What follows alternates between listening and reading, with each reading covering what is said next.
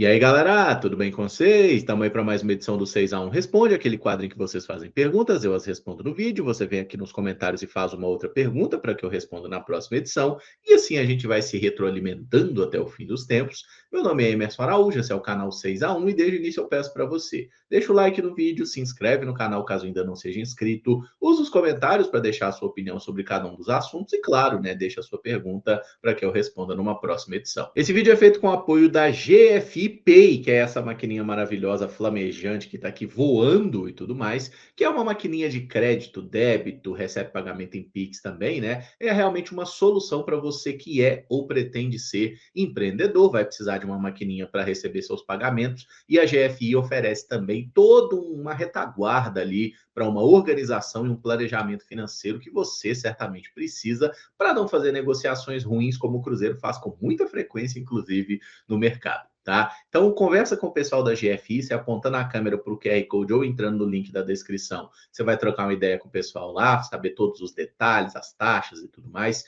É possível parcelar suas vendas em até 21 vezes, inclusive. E a partir do momento que você comprou a maquininha, ela é sua, tá? Você não tem que pagar mensalidade, taxa de administração, nada nesse sentido. A maquininha é sua, inclusive com garantia vitalícia. Então, conversa com o pessoal da GFI, que eu tenho certeza que você vai gostar dessas possibilidades. GFI Pay, parceiro aqui do canal 6 a 1. E vamos lá para a primeira pergunta, que é do Carlos Henrique Ribeiro. Qual título o Cruzeiro tem mais chance de ganhar nessa temporada? Libertadores ou Copa do Brasil? Carlos, obrigado pela pergunta. Então, em alguns momentos, né, essa é até uma pergunta mais difícil, porque depende muito do chaveamento que você está posicionado e tudo mais. E às vezes a Copa do Brasil pode parecer, né, pode te colocar num caminho até mais tortuoso do que uma Libertadores. A gente viu recentemente, por exemplo, né, para ficar em um ano específico aqui, se você pega a campanha do Cruzeiro, campeão da Copa do Brasil, os adversários que a gente passou naquela trajetória,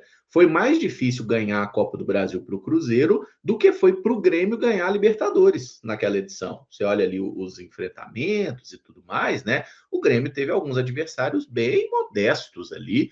E assim, gente, é sorte, né? Faz parte, sorteio, faz parte do processo também. Então, quando a gente analisa o cenário do Cruzeiro, a gente vai enfrentar a Chapecoense na Copa do Brasil. É um adversário em que o Cruzeiro tem um favoritismo claro, e a gente vai enfrentar o Flamengo na Libertadores, um cenário em que o favoritismo está todo do lado do Flamengo. Só por aí já fica uma coisa meio assim, não vou dizer óbvia, mas com um indício mais forte. A Libertadores é mais complicada para o Cruzeiro esse ano, justamente porque o nosso primeiro adversário na competição já é uma grande pedreira. Agora, na Copa do Brasil, a gente pode passar da Chapecoense e depois pegar um Flamengo, um Palmeiras, né? Que são adversários também muito complicados. Nossa, ato falho, que eu acabei de lembrar que o Flamengo foi eliminado da Copa do Brasil para o Vitória, né? Então não tem mais Flamengo na Copa do Brasil. Confesso que essa lembrança me deixou feliz, que eu tinha esquecido completamente desse episódio, dessa situação. Mas enfim, meus amigos, o Cruzeiro pode pegar depois um Palmeiras também, então o caminho da Copa do Brasil pode ser bem complexo. Eu acho que no final das contas, na Libertadores, se a gente passa do Flamengo, dá uma abrida na situação, né? Porque na chave ali tem adversários complicados? Tem, mas assim, eu acho que dá uma clareada no negócio para o Cruzeiro, tá? Agora, é muito difícil passar pelo Flamengo, e justamente por esse confronto, que é o único que a gente sabe, né? Que é Cruzeiro e Chapecoense, Cruzeiro e Flamengo, por esse confronto eu já indico assim que a Copa do Brasil é mais acessível. Fácil nunca é, tá? Nenhuma competição desse nível vai ser fácil ganhar, é sempre muito complicado, mas eu apostaria mais as fichas aí, eu acho que é mais acessível para o Cruzeiro realmente ganhar a Copa do Brasil. Obviamente a gente quer ganhar as duas, né? E a Libertadores é o nosso sonho há muito tempo, né? E tá na hora do Cruzeiro voltar a conquistar essa competição. Se eu pudesse escolher, ganharia qual? Se eu pudesse escolher, ganharia Libertadores. Mas qualquer um dos dois que o Cruzeiro ganhar, eu já vou ficar muito satisfeito. O Rodrigo Assis pergunta: levando em consideração só o valor de transferências, o Cruzeiro já vendeu o suficiente para pagar o valor do Gerson? Como fica essa balança compras e vendas após a chegada do Rojas? Rodrigo, obrigado pela pergunta. Cara, essa é uma conta um pouquinho complicada da gente fazer, porque a gente tem que lembrar como que funcionam as transferências no futebol de hoje, né? A gente não tem as negociações sendo feitas, digamos assim, à vista. quase tudo no meio do futebol, quase toda compra, ela é parcelada. Então, por exemplo, o Cruzeiro comprou o Gerson lá 27 milhões de euros com um bônus de mais 3, pode chegar a 30. É 27 milhões de euros que o Cruzeiro vai pagar parcelado, mas parcelado em quanto tempo? Como é que vai ser esse negócio? Então a gente não sabe exatamente. Da mesma forma sobre vendas. A gente já ouviu falar na época, né, que o Cauã Batistella foi vendido por 5 milhões de euros. Você olha no Transfer Market, por exemplo, parece lá 1,5 milhão de euros só. Então, qual que é realmente o valor da negociação desse jogador? Eu confesso que eu não sei, tá? Eu não tenho essa informação, não sei. Cauã Prats, falaram em 12 milhões de euros, mas parece que não foi isso tudo. É 8 que, dependendo de um monte de bônus, pode chegar a 12. O próprio Kaique, o Cruzeiro está vendendo por 14 milhões de euros, mas é um empréstimo com uma obrigação de compra, ou seja, a maior parte do valor só vai começar a ser pago no ano que vem, que é quando o Kaique será de fato comprado, porque esse ano ele está sendo só por empréstimo. Então, assim, se fosse uma operação que você vai somar assim, matematicamente, né, 27 milhões de euros do Gerson, aí você soma tudo que. E não foi a única compra que o Cruzeiro fez, né? O Cruzeiro gastou US$ 1 milhão ali num Chico da Costa, o Cruzeiro comprou o Sinisterra, né? Pagou 3,5 milhões aí de euros pela compra do Sinisterra. A questão do Arroio também, que foi uma compra parcelada e tudo mais. Mas enfim, gente, o Cruzeiro gastou, vamos colocar aqui 30 milhões de euros. O que a gente vendeu? Kaique agora vai receber mais para frente, mas Kaique 12, né? Que é fixo e tem o bônus. Então vamos considerar o fixo, 12. Cauã Pratos, parece que é 8 fixo, então você chega a 20.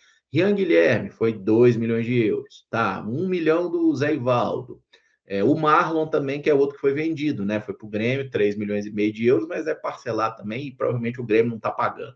Mas enfim, você vai juntando todas essas negociações, agora a situação do Christian também, né? Eu acho que com a situação do Christian, o Cruzeiro meio que paga, mas como o Cruzeiro está trazendo o PEC e trouxe o Rojas, já não vai pagar. Tipo assim, a contratação do Gerson, gente, é um saco eu ter que falar sobre isso sempre, mas ela foi uma irresponsabilidade financeira. Claramente, o Cruzeiro não tinha condição e, na minha opinião, tá? Nem a necessidade de trazer um cara assim que é foda, que é bom e tudo mais, mas um cara tão caro. O Cruzeiro não é um clube que tem essa condição financeira. Olha o balanço financeiro do Cruzeiro, todo ano fecha no prejuízo. Se você fecha no prejuízo, você não gasta mais de 150 milhões de reais em um jogador, cara. Não gasta, entendeu? O que o Cruzeiro fez foi um capricho, foi uma pequena loucura. Eu sei que o dinheiro é do Pedro, eu sei que ele vai pagar, mas no final das contas, o dinheiro que gastou no Gerson não vai poder gastar em outros jogadores. É tão simples quanto isso. E agora a gente está vendo um Cruzeiro agindo no mercado no modo de reposição, né?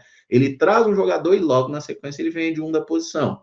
Né? Foi assim com Kaique Rojas, é assim agora com Peck e Christian, aparentemente. Tá? Então, eu acho que no final das contas, o Gerson ele é um jogador que ele vai ter que se pagar em campo, porque na parte financeira não vai pagar. Tá? É simplesmente uma questão que o retorno tem que ser técnico. O Gerson foi comprado para dar retorno em campo, não para dar retorno em finanças, até porque ele já é um jogador que não tem tanto poder de revenda, por mais que o pai dele daqui a pouco provavelmente vai começar a forçar a barra para levar ele para qualquer outro lugar do planeta. O Thiago Mendes pergunta: acompanho o Cruzeiro desde 2008 e nunca vi um time bom do Cruzeiro que jogava com laterais defensivos e pontas. Você acha que está na hora de parar de tentar copiar esse esquema europeu e começar a usar um esquema com laterais alas, 4 meias e uma dupla de ataque? Thiago, obrigado pela pergunta. Eu até achei interessante o seu conceito aí de tática europeia, tática brasileira, porque de fato esse esquema que você desenhou, que eu acho que é um esquema muito provavelmente que ficou marcado para você,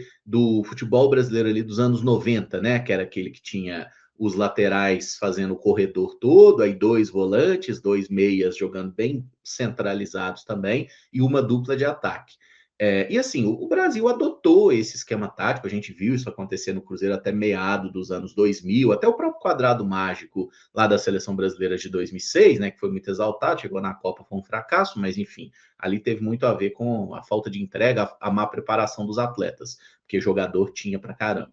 Mas, cara, por que esse esquema entrou em desuso? Porque ele não estava sendo eficaz. Porque os times que começaram a ganhar, se você pegar, por exemplo, ali, a partir de 2005, ali, nessa segunda metade da década, Um time que começou a dominar o futebol brasileiro foi o São Paulo, né? Conquistou 3 Brasileirões em sequência, conquistou Libertadores no período e tudo mais. E o São Paulo jogava com um sistema diferente, né? Normalmente 3 zagueiros, alas e tudo mais, 2 volantes, só um meia e uma dupla de ataque. E aí depois começou, ou voltaram a questão dos pontas, né? E os pontas que existiam lá atrás, com muita importância, aí na década de 80 isso meio que foi mudando. Então, o futebol, cara, ele está em constante transformação. Ninguém é obrigado a jogar em um sistema tático. Agora, se o seu adversário joga com um esquema que tem laterais e pontas, e você quer jogar em um sistema que tem 4 jogadores ocupando a faixa central e só os seus laterais para fazer todo o corredor, você concorda comigo que você vai sofrer no momento sem bola? Porque os seus meias, eles vão ter que voltar pelo lado para marcar. Se eles não voltarem, você vai ficar no 2 contra 1. Ah, não, bota o volante para cobrir. Você bota o volante para cobrir, os caras vão ter superioridade numérica na frente da sua área. Então, por que que todo mundo meio que mudou o sistema tático ou passou a jogar nesse esquema com pontas, né? Um 4-3-3, um 4-2-3-1, que são hoje os mais convencionais? Porque é uma situação de você sempre trabalhar no futebol tentando anular o adversário e fazer o seu jogo. O que você falou que não viu o time do Cruzeiro jogar bem, né, com pontas e tudo mais, aí você vai me desculpar. Aí sim, você tá, ou você viu muito pouco futebol, ou você é muito jovem, e como você comparou com o futebol dos anos 90, você não é tão jovem assim, porque se você falar que o Cruzeiro de 2013 e 14 não jogava bem, você tá me tirando, cara. Tá? Se o time jogava pra cacete. E tinha pontas. O Everton Ribeiro era ponta, o Dagoberto era ponta. Os laterais eram ofensivos, Egídio, Mike. O Ceará mais equilibrado, né? Mas, enfim, era um Cruzeiro que jogava com pontas, jogava muito bem. Então, assim, eu acho que você está sendo ligeiramente injusto, tá? Mas no final das contas eu entendo. Você gostaria de ver, talvez, o retorno de um outro sistema tático ali dos anos 90, e é de fato meio nostálgico, né? Porque a gente lembra da quantidade de meias de qualidade que existiam no futebol da época e de como os laterais que o Brasil formava, eles eram jogadores assim muito completos, né? Porque o lateral ele tinha que marcar bem, ele tinha que apoiar com qualidade. E talvez por isso a gente esteja sofrendo tanto, né, com a dificuldade de ter bons laterais. Ou o cara marca melhor, ou o cara apoia muito e não marca bem, muitas vezes até vira ponta. Então, assim, o futebol, de fato, ele está em constante transformação. Eu te digo que em algum momento, provavelmente, esse desenho aí de um 4-2-2-2 vai reaparecer. Eu até lembro de um jogo do Cruzeiro no ano passado, que o Leonardo Jardim botou o Cruzeiro para jogar desse jeito e funcionou no segundo tempo. O São Paulo estava jogando com 3 zagueiros no primeiro tempo. Foi um jogo que o Cruzeiro ganhou por 1-0 com um gol de falta do Matheus Pereira, uma falta que desviou na barreira. O São Paulo estava com 3 zagueiros, com o meio-campo mais povoado. O Cruzeiro estava fazendo um péssimo primeiro tempo. Ele fez uma mudança que foi puxar o. Cara, foi o Christian. Ele puxou o Christian da ponta para ser um meia, centralizado, o Christian e o Matheus Pereira, e botou 2 atacantes à frente, sabe? Isso deu muito certo naquele dia. Então, assim, uma notícia boa é que no futebol tudo se transforma, né? Os sistemas táticos eles voltam. É só você olhar, por exemplo, essa saída de 3 que os times fazem, né? O 3-2-5, o tal do WM, sabe? Tipo, 3 jogadores na base da jogada, 2 volantes, aí abre 5 na frente, né? 2 pontas e mais 3 lá na frente. É um esquema que o Pessolano utilizou muito aqui no Cruzeiro, por exemplo. Isso é um sistema lá da década de 30, sabe? E assim, conceitos que vão se recauchutando, se renovando ali para caber na realidade do futebol. Então, meu velho, assim, em algum momento você vai ver o Cruzeiro jogando nesse esquema de novo. Mas hoje, no futebol, da forma como ele é disputado, né, faz mais sentido você utilizar pontas. Porque se você não utilizar pontas, você vai sofrer muito na marcação pelo lado. Tá? E hoje é cada vez, né, com a evolução da preparação física, é cada vez mais difícil achar espaço por dentro. Então, os times precisam recorrer mais a jogadas pelas beiradas para conseguir destravar as defesas. O André Luiz pergunta: Caramujo, Rodrigo Dourado, ex-Inter, hoje no América do México, não seria uma boa opção para disputar a vaga com o Romero? Vi que ele perdeu espaço. André, obrigado pela pergunta. Cara, eu já gostei mais do Rodrigo Dourado, tá? Eu lembro que, inclusive, quando ele estava em fim de contrato com o San Luís lá do México, né, antes dele assinar com o América, até era um jogador que eu achava assim que poderia ser um nome interessante para o Cruzeiro trazer ali para ser essa alternativa de camisa 5. Mas com a chegada do Arthur Jorge, observando o que ele preza nos volantes, eu acho que o Rodrigo Dourado talvez sofreria por um problema parecido com o que eu tenho falado sobre o Santiago Sousa, que é um jogador lá do Racing, né, que muita gente pede aqui no Cruzeiro. O Rodrigo Dourado ele não é um jogador de muita mobilidade, ele é um volante mais posicional à frente da área, e ele já está com 32 anos. Então, assim, exigir dele uma agilidade, uma velocidade, perseguições, não é muito inteligente a essa altura do campeonato. Eu acho que o Rodrigo Dourado é até um bom volante, não acho ele um jogador ruim. Tem papo aí de alguns clubes brasileiros interessados, né? Realmente a tendência é que ele deixe o América do México e volte ao Brasil, mas eu acho que o tipo de volante que o Cruzeiro precisa é um cara mais dinâmico, é um cara que aparece no ataque, um cara que se movimenta, que persegue. A gente vai falar de outros nomes de volantes mais para frente aqui, né? Até eu penso que o volante que o Cruzeiro tem que trazer tem que ser um cara com características parecidas com as do Lucas Romero. Não precisa ser igual, mas tem que ser parecida, porque senão a gente cai no paradoxo de Wallace, né? O Wallace era um excelente volante posicional e tudo mais. Como que foi o desempenho do Wallace quando você observa ali ele no Cruzeiro? Nunca encaixou, né? Não é uma questão, ninguém vai encaixar? Não. Mas eu acho que a gente precisa de uma outra característica na posição. E o Rodrigo Dourado, apesar de não ser um jogador ruim, eu acho que ele não entrega aquilo que a gente quer. O Gustavo Santos pergunta: Fala, Cabarujo, você acha que o Torreira seria uma boa opção de primeiro volante para o Cruzeiro? Ele está em fim de contrato com o Galatasaray e até já foi especulado no rival. Gustavo, obrigado pela pergunta. Infelizmente, a premissa aí tem uma informação que não procede, que é a questão do fim do contrato, tá? O Lucas Torreira tem mais 2 anos de contrato lá na Turquia com o Galatasaray, o vínculo dele vai até junho de 2028, então ele não está em fim de contrato, não seria um cara que dá para trazer com facilidade. Agora, pensando no jogador, cara, para mim seria um encaixe absolutamente perfeito, seria uma excelente contratação. Eu gosto muito do Torreira, pareceu garoto, inclusive ele foi jogar no Arsenal, né, que é um time que eu não gosto, e eu fiquei invocado com isso na época, inclusive gostava muito dele na seleção uruguaia também, disputou Copa do Mundo. É muito bom volante o Torreira, e é um jogador que tem características muito parecidas com o Lucas Romero. Acho até que tem uma facilidade maior para chegar no ataque do que o Romero, tá? Ele é muito bom jogador, tá nessa faixa aí de 30 anos, e de fato o Atlético Mineiro tentou a contratação dele, acho que chegou a fazer propostas oficiais na casa de 5 milhões de euros ali, só que o Galatasaray pediu o dobro, tá? Era papo de 10, 12 milhões de euros, então seria um jogador bem caro. E a gente tem falado um nome aí que é o Gregory, né? Que é um volante que eu acho que encaixa bem na necessidade do Cruzeiro, tá numa faixa etária parecida. O Gregory custaria menos quando você pensa na liberação junto ao clube, e o salário do Gregory é muito alto. Mas o salário do Torreira também é muito alto, tá? Os clubes na Turquia pagam muito bem, mas muito bem mesmo.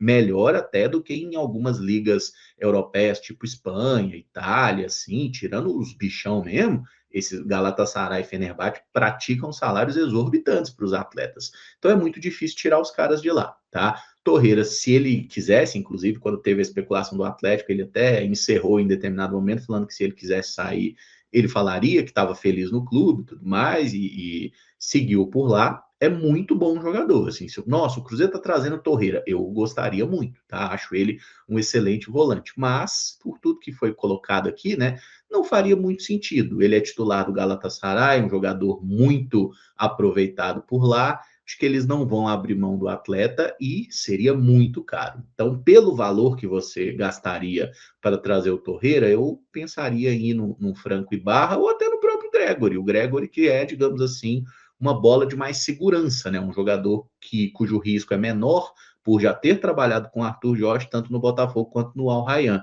E assim, se é para gastar muito, para pagar salário caro, eu acho que você tem que trazer um jogador o mais pronto possível, ou que seja um jogador que você pensa numa reposição para o futuro. O Torreira seria um cara de uma faixa etária próxima do Romero, tem características parecidas, é muito bom de bola, mas eu acho que não encaixa perfeitamente em nenhum dos pré-requisitos, né? Porque seria mais caro e também não é um jogador jovem. O Chubi pergunta: você acha que o Jadson Silva, que está no Al-Wada, aquele mesmo que passou na base aqui, seria uma boa aposta para ser sombra para o Romero? Chubi, obrigado pela pergunta. Cara, assim, contrariando a lógica, eu gosto bastante do Jadson Silva, viu? É um jogador que apareceu bem ali no Cruzeiro, disputando Série B e tudo mais, né? Ele veio para o Cruzeiro do Sport na base, aí o clube teve o rebaixamento e tudo mais. Ele teve alguns bons momentos no Cruzeiro, ele acabou saindo do clube numa situação meio mal explicada, né? Entrou na justiça contra o Cruzeiro, que o clube não estava pagando, uma situação horrorosa que a gente sabe que o Cruzeiro viveu. Aí tem até uma situação de uma torcedora cobrando ele, ele xingando a torcedora. Tem o áudio por aí, se você procurar aí, você acha, inclusive. E eu achei esse áudio maravilhoso, porque assim, quando você vai na rede social de alguém falar abobrinha na cabeça da pessoa, você tem que estar preparado psicologicamente para ouvir, para tomar uma contrapartida, uma resposta. E o Jadson mostrou que não tinha ali muita, digamos assim, muita paciência, né? Faltou ali um pouquinho mais de jogo de cintura, mas ele soltou os cachorros na cidadã lá. Enfim, e isso para mim não desabona, tá? Aí ele xingou o torcedor, e tem que xingar mesmo, irmão. Você vai xingar um jogador na rede social dele, o jogador te xingou, ele está no direito dele, tá? Não quer ser xingado, vai encher o saco dos outros. Então eu não peguei birra nenhuma do Jadson Silva por esse episódio aí. Em campo, assim, é um cara que saiu do Cruzeiro, foi lá para o Red Bull Bragantino, teve alguns bons momentos no Bragantino, jogou bastante Campeonato Brasileiro de Série A e depois foi negociado aí para o futebol dos Emirados. Eu até estava vendo aqui, dando uma pesquisada, tipo, o desempenho dele lá é bom, assim, é um volante, não é brilhante, espetacular, mas é um bom desempenho, jogador de bom passe, recupera a bola ali, não são números espetaculares, ó, tá deitando, não, mas números positivos, assim, ok, dependendo do preço, né? Se você pensa assim nessa ideia de reposição, eu acho que ele tem características, muitas características parecidas com as do Romero. É um jogador que poderia ser desenvolvido para fazer esse papel, mas aí eu pego um pouco naquela questão. Pô, se é para desenvolver, desenvolve o Murilo, desenvolve o Papi, desenvolve o Alessandro, sabe? Alguém que já está aqui no Cruzeiro, na categoria de base, mais jovem, como o Jadson em determinado momento foi. Ele pode ser primeiro volante, jogou bastante, tá? Inclusive no Bragantino, por exemplo, ele jogou muito mais como primeiro do que como segundo volante. Então, assim, eu não acho o Jadson um jogador ruim, tá? Mas certamente custaria alguns milhõezinhos, e vi até ele falando sobre possibilidade, tá? De se naturalizar em algum momento para disputar uma Copa do Mundo pelos Emirados Árabes. Então, eu não sei se ele está pensando em voltar para o futebol brasileiro tão cedo, tá? Não tem nem 2 anos que ele está lá nos Emirados ainda. Então, eu acho que é um jogador que considera, né, outras possibilidades aí para a carreira, tá bom? Mas o Jadson Silva é bom jogador, bom jogador. Se pintasse no Cruzeiro, eu não acharia ruim, não. O Henrique Alves pergunta: uma curiosidade, todos os jogadores trocam o uniforme para o segundo tempo das partidas? Tenho a impressão que eles voltam com novos uniformes. Será que por isso que eles são tão caros para a população? Porque a fornecedora gasta muito uniforme durante os jogos? Henrique, obrigado pela pergunta. Cara, pode ter certeza que esse não é o motivo pelo qual as camisas de futebol são caras. Inclusive os uniformes, né, de jogo que são preparados para jogo ali dos atletas e tudo mais, eles são diferentes das camisas que são vendidas normalmente, né? Tem alguns detalhes diferentes de patrocínio, de patches e tudo mais. Então, definitivamente esse não é o motivo pelo qual as camisas de futebol custam caro. Tá? O motivo principal é porque as pessoas compram, né? Então, assim, se você coloca uma camisa R$ 400 e ela esgota, eles vão falar, opa, R$ 400 é um preço que a galera paga. Bota 450, a galera compra, esgota, opa, 450 a galera paga. E a tendência é só aumentar, gente. Isso é lei de mercado básica, né? Oferta, procura e tudo mais. Então, não vejo possibilidade disso aí mudar, não, tá? Porque as camisas seguem sendo muito procuradas, vendendo bastante, né? Recentemente a gente teve a camisa amarela que evaporou, que era até um pouquinho mais barata, mas o lote era muito pequeno. Enfim, e se você quiser comprar camisas oficiais do Cruzeiro, aqui, ó, QR Code na tela das lojas do Cruzeiro, que tem parceria aqui com o 6x1, você pode comprar. Lembra de pedir seu desconto, se você for sócio torcedor, tem direito, tá? Pega o descontinho lá e compra produtos oficiais do Cruzeiro, não só camisa, tudo quanto é tipo de produto que você imaginar, tem lá nas lojas do Cruzeiro. tá bom? Mas definitivamente não tem nada a ver com essa questão de a fornecedora gastar muito com os atletas e por isso a camisa ser cara. Não tem ligação, meu amigo.